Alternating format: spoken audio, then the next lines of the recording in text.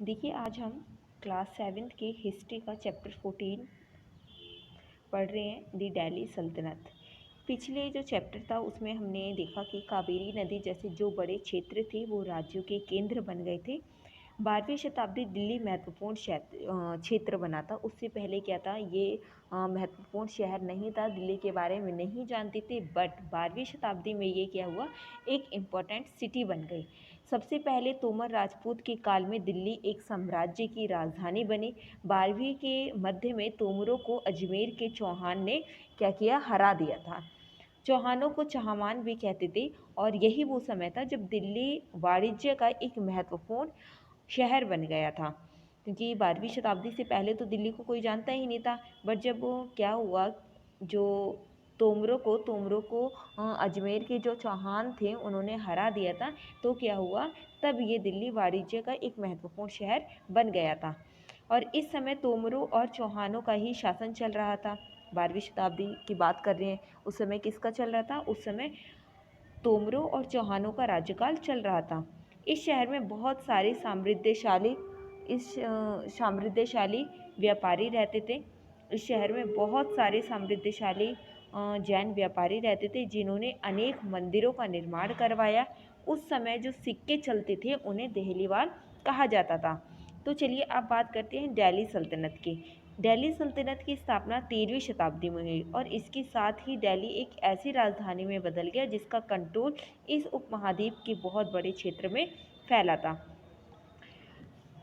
तो यहाँ पे कुछ सुल्तान्स हैं, दिल्ली सल्तनत के सुल्तान्स हैं। कुतुबुद्दीन ऐबक, जिसका शासन 1206 से लेके 1210 तक था। इनकी जो डेथ हुई थी 1210 में हुई थी। ये फर्स्ट सुल्तान थे। और आरम शाह, इल्तुतमिश, रुकुद्दीन फिरोज, रियाज सुल्तान, इस तरीके से कुछ सुल्तान्स के नाम है। रजिया सुल्तान वुमेन रूलर थी, है ना। तो इनमें से 5 मेन थे, उनके बारे में हम बात करेंगे। सबसे पहले स्लेवरी डेंसिटी। तो स्लेवरी डेंसिटी में आते हैं आपके कुतुबुद्दीन ऐबक, इल्तुतमिश, रजिया सुल्तान और बलबन। वन बाय वन करके हम सभी पे डिस्कस करेंगे। ओके, तो 5 वंश जिनसे मिलकर दिल्ली की सल्तनत बनी। हालांकि अभिलेख, सिक्कों और स्थापत्य यानी कि भवन निर्माण कला के थ्रू काफ़ी इन्फॉर्मेशन मिलती है, मगर इनसे भी ज़्यादा इम्पोर्टेंट हिस्ट्री में तारीख और तवारीख है, जो सुल्तानों के शासनकाल में प्रशासन की भाषा फारसी में लिखे गए थे। तवारीख, देखिए तारीख बोलते हैं एक वचन को। ये उसी समय की बात हो रही है 12वीं शताब्दी की, कि तारीख और तवारीख का बहुत ज़्यादा इम्पोर्टेंट था हिस्ट्री में। तो तारीख बोलती थी सिंगुलर एंड तवारीख बोलती थी प्लूरल को, जो कि सुल्तानों के शासनकाल में प्रशासन की भाषा फारसी में लिखे गए थे। तवारीख के राइटर जो होते थे, तवारीख को जो लिखते थे, उनके जो राइटर थे वो सचिव, प्रशासक, कवि और दरबारियों जैसे सुनिश्चित पर्सन होते थे, सुशिक्षित पर्सन होते थे, काफ़ी पढ़े लिखे ये पर्सन होते थे जो इनको लिखते थे। ये क्या लिखते थे, जो घटनाएं होती थी, है ना, उन घटनाओं को एक्सप्लेन करते थे। जो शासक थे उन्हें भी एडमिनिस्ट्रेशन से रिलेटेड एडवाइस देते थे। वे न्याय संगत शासन के महत्व पर भी क्या करते थे, बल देते थे। और साथ ही इम्पोर्टेंट बात ये है कि जो तवारीख के राइटर होते थे, ये कहाँ रहते थे, ये बड़े बड़े शहरों में रहते थे, गांव में नहीं रहते थे। ये गांव में शायद ही कभी रहे होंगे, बट ये गांव में नहीं रहते थे क्योंकि बहुत ज़्यादा पढ़े लिखे होते थे, तभी तो उस समय जो घटनाएं होती थी उनको लिखते थे, इसलिए इनको इम्पोर्टेंट भी दी गई है। ये बड़े बड़े शहरों में रहते थे। ये अपने इतिहास सुल्तानों के लिए लिखते थे ताकि इसके बदले उन्हें ढेर सारा इनाम मिल सके। ये जो राइटर हैं ये मोस्टली शासकों के जन्मसिद्ध अधिकार और जेंडर इनइक्वालिटी पर आधारित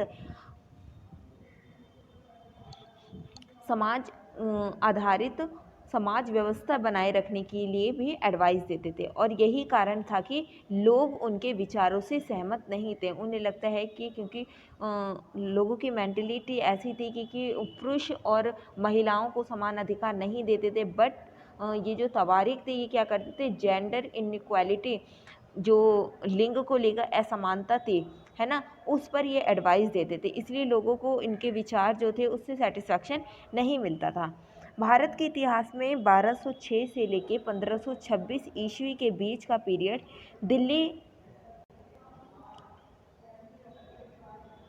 दिल्ली सल्तनत काल के रूप में जाना जाता है। 300 वर्षों की इस अवधि के दौरान दिल्ली में 5 डायनेस्टी ने रूल्ड किया था, जिसमें फर्स्ट थी स्लैव डायनेस्टी, जो कि आपकी स्क्रीन पे दिख रही है, स्लैव डायनेस्टी। सेकंड थी Khilji dynasty, Tughlaq dynasty, Syed dynasty, and last जो थी वो है लोधी डायनेस्टी। तो सबसे पहले हम बात करते हैं स्लैव डायनेस्टी की, यानी कि गुलाम वंश, जिन्होंने हिंदुस्तान में दिल्ली सुल्तान की नींव रखी थी।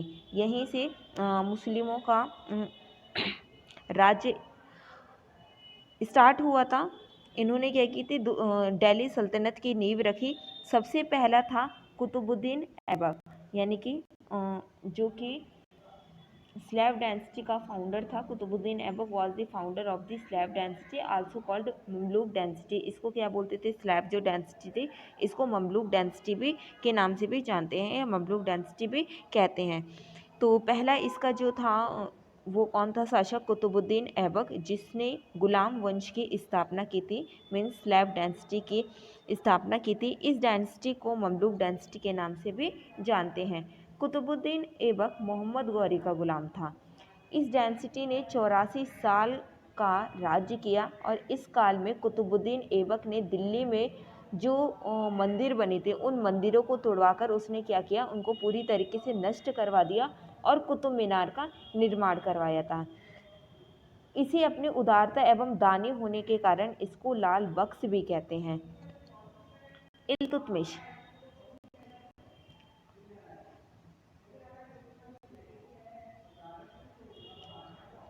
इल्तुतमिश कुतुबुद्दीन ऐबक का वफादार गुलाम था। 1221 में मंगोल शासक चंगेज खान जब जलालुद्दीन मंगबरिनी का पीछा करते हुए भारत आ पहुंचा, तो इल्तुतमिश ने इन्हें परास्त कर दिया। उसके बाद स्लैव डायनेस्टी की जो तीसरी शासक थी वो थी रजिया सुल्तान।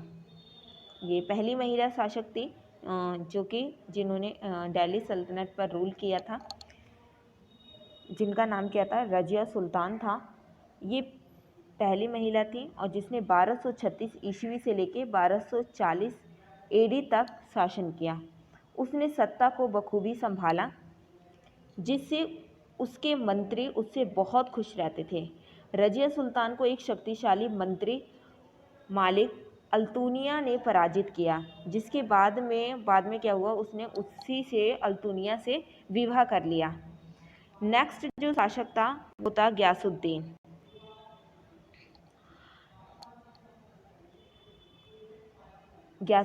बलबन। इनका जो पूरा नाम है वो क्या है, गयासुद्दीन बलबन। इसने 1266 से लेके 1287 तक शासन किया था। बलबन ने सबसे पहले चिंगने के मंत्रियों को हराया और उसने अपने शासन से शांति फैलाई, क्योंकि जो गयासुद्दीन था वो चाहता था कि उसके शासन में सभी उसके वफादार रहे। मतलब पहले जो शासक थे वो पीठ पीछे ही उनको किस तरीके से हराया जाता था, दूसरे राज्य के जो राजा होते थे वो उनके ही राज्य के कुछ लोगों से मिलकर उनकी कमजोरी का पता लगाते थे। तो गयासुद्दीन नहीं चाहता था कि इस तरीके की कोई भी उसके राज्य में उसके पीठ पीछे कोई भी षड्यंत्र रचे, तो इसलिए वो क्या करता था, शांति उसने फैलाई अपने शासन में, और वो यही चाहता था कि उसके शासन में सभी जो लोग हैं उसके प्रति वफादार रहें। इसने भी 20 साल तक शासन किया। तो ये है स्लैव डायनेस्टी। इस वीडियो में हमने स्लैव डायनेस्टी और स्लैव डायनेस्टी के फाउंडर और जो राजा थे उनके बारे में जाना।